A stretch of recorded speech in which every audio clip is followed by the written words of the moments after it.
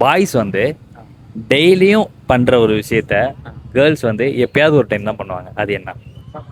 Boys வந்து daily எனக்கு தப்பா தோணுது ப்ரோ. பேசும்போது அதை நாம படுத்துறது. ஐயோ நம்ம மைண்ட் அங்க போகுது. இல்ல ப்ரோ, என்ன தோணாலும் சொல்லுங்க. கொஸ்டின் மறுபடியும் கேளுங்க. கேர்ள்ஸ் வந்து பாய்ஸ் வந்து எப்பயும் பண்ற ஒரு விஷயத்த கேர்ள்ஸ் வந்து எப்பயாவது ஒரு டைம் தான் பண்ணுவாங்க. பொண்ணுங்க விஷயம் நான் வந்தா கரெக்டா சொல்லுவான். டேய் ஹரி, வா. யாருனாலும்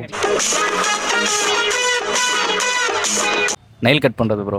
நெய்லா? நல்லா கொஸ்டின் பாருங்க. டெய்லியும் பண்ற ஒரு விஷயத்த கேர்ள்ஸ் வந்து எப்பயாவது ஒரு டைம் தான் பண்ணுவாங்க.